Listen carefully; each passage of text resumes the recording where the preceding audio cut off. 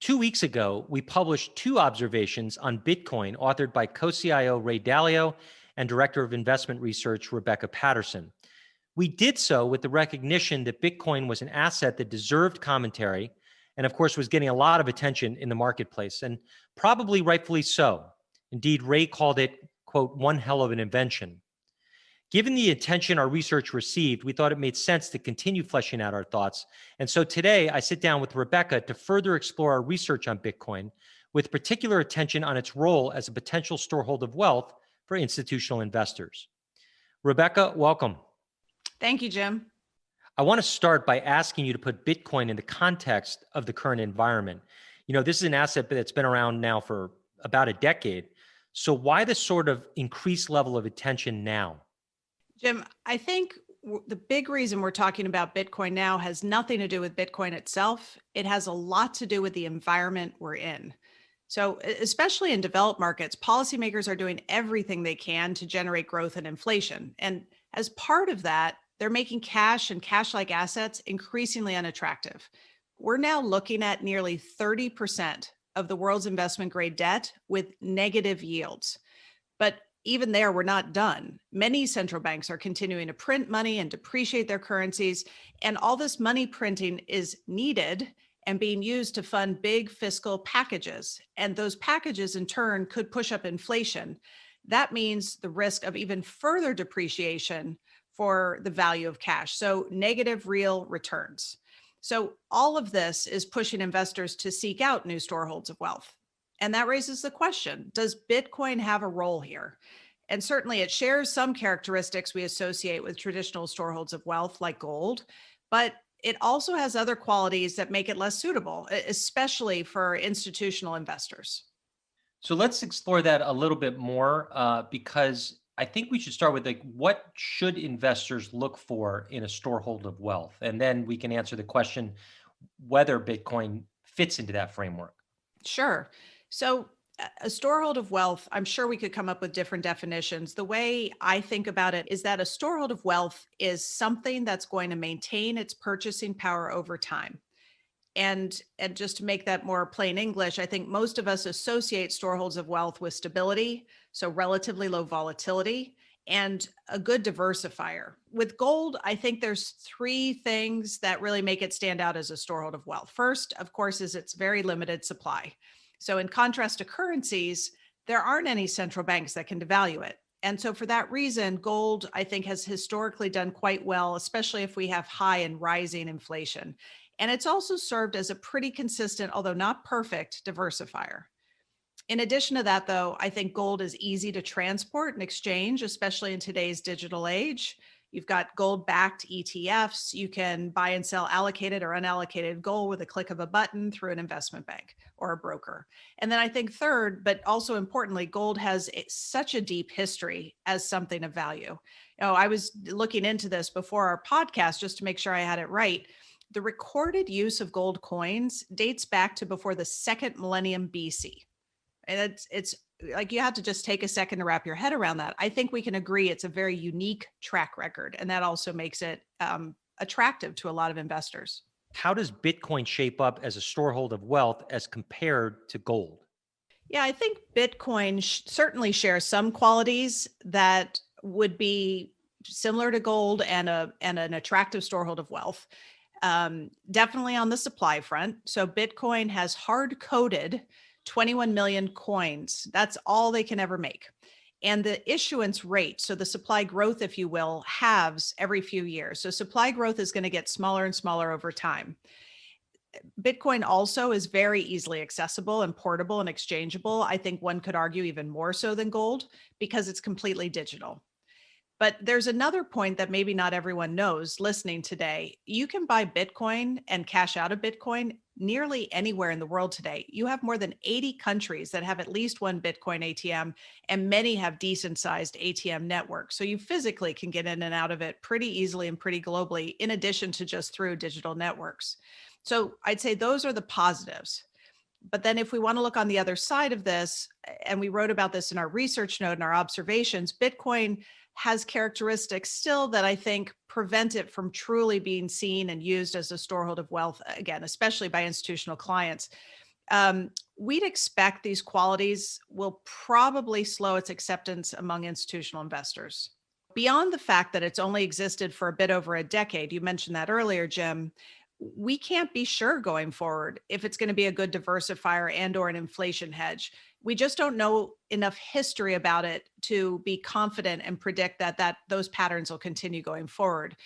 In addition to that, there's a couple other questions I think we have to ask. Anyone who watches Bitcoin knows how volatile it is. Since inception, its volatility against the dollar has been more than 10 times that of major developed currencies. For now, anyway, Bitcoin is largely used in a retail capacity and for speculation. Now, this can absolutely change over time. If it gets greater acceptance, liquidity will increase, and that'll likely help pull down volatility. But we don't know if that's going to be the path. The other thing I would question is regulation, which is still evolving very, very quickly and is very different country by country. The third and final thing I'd say here, Jim, is that the infrastructure around Bitcoin is still pretty immature. Liquidity has improved quite a lot since the last bull run in 2017, but the liquidity, which is tied to the volatility, it's still pretty limited with other assets. If you compare them, you're pretty constrained in terms of the size of trades you can do with Bitcoin today. You mentioned the regulatory picture, and I think that's one area where there's a great amount of uncertainty and lots of questions as to what's going to happen. Can you give us an overview of Bitcoin's current regulatory situation and then talk a little bit about the different ways that you think that could evolve? There just isn't much regulation out there yet. So, one of the challenges and one of the reasons for this is that cryptocurrencies have a lot of different functions. Some act more like currencies, some act more like commodities, some, frankly, are more like securities. So, you can't even have one set of regulations for the space. Each digital currency has to be separately considered. There's also the fact that the crypto market is changing so quickly that regulators are really hard pressed, even when they're trying very hard to do this, to stay current, to get up the curve and understand what regulation really makes sense, not just for now, but for the years ahead. So it's not surprising to me that the regulatory backdrop is still in question, up in the air. I think it's going to take a while to get there. But Jim, I think the regulatory backdrop as it stands right now, the main concerns policies are trying to address with regulation is the tie from Bitcoin to potential use for illicit activities, things like money laundering or terrorist finance. And we got comments just in the last few weeks from both Treasury Secretary Yellen and ECB President Lagarde mentioning these specific worries and the need for regulation. So, Rebecca, that's where we are right now. How do you think the regulatory situation will evolve from here? Yeah, in terms of regulatory paths, with everything we know so far, we conclude that there are one of two paths that seem more likely. The first path is more draconian. It would suggest a clamping down on Bitcoin or other cryptocurrencies. And I think that could stem from a fear among policymakers that these private digital currencies could undermine traditional fiat currencies and maybe also undermine monetary policy itself. And I think China is a great example of this. So back in 2017, China banned initial coin offerings. That's how the process that cryptocurrencies raise funds. And not surprisingly, China's been on the forefront of designing a sovereign digital currency, right? So it's making it harder to own and harder to transact in private digital currencies. And it's trying to get the community, the population to embrace a government controlled digital currency. In fact, it's already rolled out pilot programs. Households will get the ease of their digital currency, but the government has the benefit of keeping control. So that's one path. And it's happening in China. I think it's highly unlikely in the United States, although I would never say never. The path instead that we think is more likely to evolve, especially in the US, is a slowly evolving regulatory environment that I think at the end of the day, ultimately is going to engender more trust in the asset.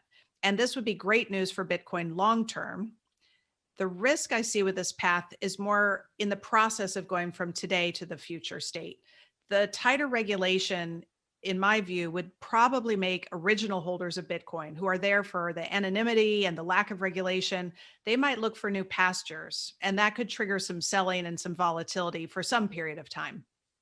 I want to go a little bit deeper on a few of the other aspects of Bitcoin that you mentioned earlier that are especially relevant to institutional investors. When I think about gold, it's largely been a good portfolio diversifier over time. So when we're thinking about Bitcoin, what have we seen so far in terms of its diversification qualities to portfolios? Yeah, we really wanted to dig into that question, Jim, to put ourselves in our clients' shoes and investors' shoes. If I'm running a portfolio and I'm adding Bitcoin to it, what am I getting? It's definitely a challenging thing to answer with confidence since Bitcoin has only been in existence for a little over a decade. So the history we have, we can look at the results, but it doesn't guarantee what we've seen in the past carries on into the future. But for what it's worth, what we have seen so far is that the correlation between Bitcoin and gold or Bitcoin and inflation expectations, as an example, has been mixed, frankly. We haven't seen Bitcoin acting as a consistent hedge against inflation yet. Doesn't mean it can't happen in the future. And frankly, as we get lower and lower supply growth in Bitcoin, it may, but we haven't seen it to a point that makes us feel super confident about it. And then in terms of, okay, I have a portfolio, I want a storehold of wealth that's going to help me get through drawdown. So if my 60/40 portfolio has a drawdown, is Bitcoin going to be the thing that helps offset those losses? When we think about drawdowns, obviously it's going to depend to a degree on what's causing the drawdown. But more often than not, gold has successfully worked to provide that diversification and help your portfolio through those periods. Bitcoin, again, shorter history, it's worked some of the time, but there have been at least two or three instances where Bitcoin prices fell along with your stock bond portfolio. So again, I think the jury's still out. It could evolve to become a great diversifier, but the evidence so far falls short. Another thing that's important to institutional investors is, of course, liquidity. So, in your research on Bitcoin, what kind of liquidity are we looking at? Is Bitcoin going to be attractive to these big pools of capital that want to move in size? While Bitcoin is becoming comparable to some of the markets that we trade here at Bridgewater, overall it remains very small despite its liquidity today being near an all-time high. We took a look at different markets below, and just to give you some specifics, for investors who can trade Bitcoin directly, the capacity today is close to about 10% of the size of the tradable gold market. It's even Bitcoin is even smaller in terms of just real market capacity, what kind of trade you could do. It's about half the size of the iron ore market. And we know that's a pretty small market. So for retail investors, fine. For large institutional investors, you're going to be, at least for now, it certainly could change. It probably will change. But for now, you're going to be very limited in terms of the size of a position you could easily put on and get out of. So, when I think about what you're saying, Rebecca, for all the reasons you've described, Bitcoin doesn't currently look like a viable storehold of wealth for institutional investors. It's more like buying an option on a potential future where these issues are fixed in some way and Bitcoin does become something closer to a digital gold. So I'd like to explore that possibility for a second. What's the best case for Bitcoin if these issues do get resolved and it does see wide institutional adoption? Yeah, I totally agree with the description on Bitcoin today looking more like an option on a storehold of wealth rather than something that's already a sure thing. But I think it is a great exercise to explore the best case scenario. I just want to say up front though that all of us want to be humble about this sort of question because you could come up with so many different scenarios and they would have different price implications. But we did run in our observations that we published recently a very simple exercise just to give a little bit of context around this. So we wanted to think about what could happen if investors move some portion of their gold to Bitcoin, if they diversified this storehold of wealth asset class. What if they see them as equally attractive storeholds of wealth? And instead of having 100% gold and zero Bitcoin, what if it's 20%, 40%, 50%? We wanted to run that exercise. So we held the current market caps of both things steady and we combined them. So you have one pool of capital. And if we say we have that pool of capital and you're going to have 20% Bitcoin, 80% gold, what does that do to the price? Well, the first row on this exhibit shows you that the price of Bitcoin in that scenario would only go up about 10%. Basically, because that's kind of where we are now. If you put those pools of capital together, about 20% of it is already dedicated to Bitcoin. But let's take that further. What if we go down to the bottom row of this table and you see 50%? So now if we take those combined market caps, half is in Bitcoin, half is in gold, that could imply a price increase of Bitcoin of about 160%. Now, the reality would be a lot more complicated than this exercise and probably suggests our number is conservative, that the Bitcoin price could go higher. For example, there would probably in this case be some sort of supply squeeze and reflexivity that could push Bitcoin prices much higher. And again, we didn't include central banks here. If we thought that there could be a movement from central banks to diversify from just gold to gold and Bitcoin, obviously that could move the price quite a lot more. But it still gives you a sense, Jim. If we do get to this new world and you do get more institutional participation, you do get this shift to have Bitcoin as part of that basket, you could see prices increase by the hundreds of percent, which sounds like a lot, except we know last year that's what happened also.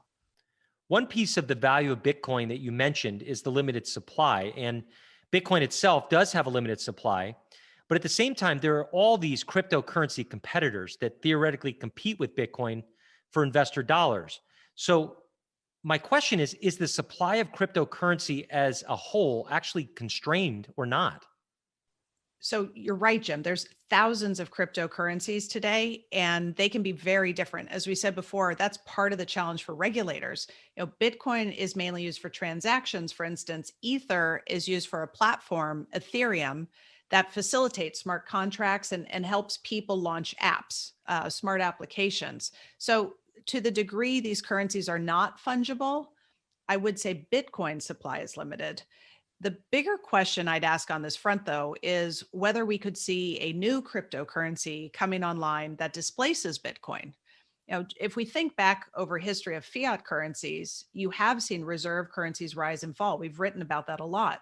So just thinking about how the dollar displaced sterling, could we see something even better displacing Bitcoin? And so that's another kind of supply angle and evolutionary angle about this innovative space that I think one would have to consider if they were going to make an investment there. One of the things you've written about in a previous daily observations are countries issuing their own digital currencies. And some governments and central banks have increasingly talked about this. How should investors think about those currencies as compared to Bitcoin? Well, central bank digital currencies, they're often called CBDCs. They're not a new innovation like Bitcoin. Instead, they're really just a digital manifestation of existing currencies, right? Call it cash for a modern age. You could have a digital dollar, a digital Japanese yen, a digital euro. Those digital currencies, aside from being electronic instead of something you touch, are going to have all the same attributes as the underlying currency. And that means when we're thinking about storeholds of wealth, if you think the central bank is going to keep printing money, if you think you're going to have negative real yields, the risk to that storehold of wealth is the same, whether it's a traditional piece of paper that you hold in your hand or if it's digital. So that's just an important caveat when you're thinking about these sovereign digital currencies. It doesn't change that aspect of them. Now, I mentioned earlier, some countries already have digital sovereign currencies. My favorite, by the way, is in the Bahamas. Their CBDC is called the sand dollar. I think that's awesome. But more and more central banks are getting in the game, researching, testing digital currencies. In fact, there was a report, Jim, last year by the Bank for International Settlements that showed more than 80% of central banks today are engaged in some sort of CBDC work, and that's up from about 65% 2 years ago. So this is moving quickly. It's becoming something that every central bank's looking at, and I would be pretty confident that some of this interest is being spurred by the advancements in things like Bitcoin, right? They are worried that some form of cryptocurrency could displace their currency and undermine the effectiveness of domestic monetary policy. One obvious way that Bitcoin is different than gold is, as you mentioned, it's digital. but that also opens up potential risks. And I want to ask you about them.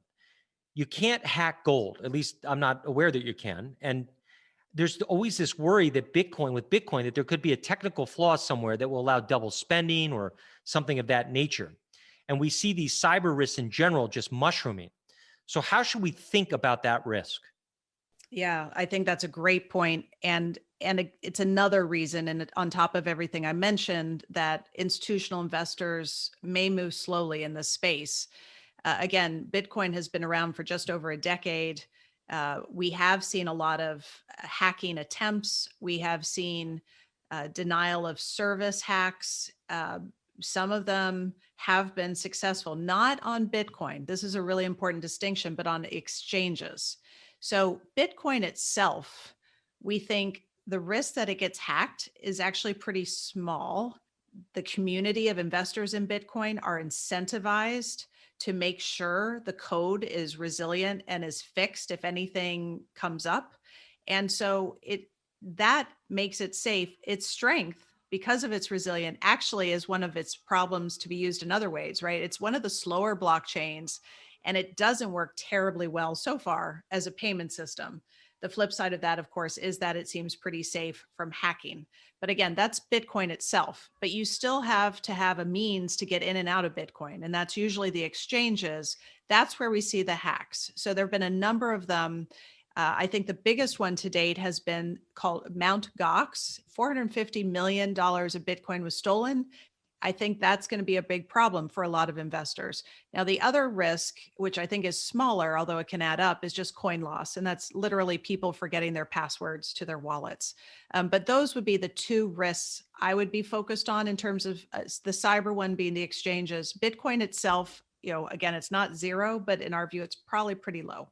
Well, great. I know, like you, I'm learning daily on this new asset class. So, Rebecca, thank you so much for your time, and I'm sure we'll talk more about this in the future. I'm sure we will too. And my team and I are having a great time digging into this. And as we uncover more and have more insights, obviously we'll keep sharing them. Thanks so much, Jim.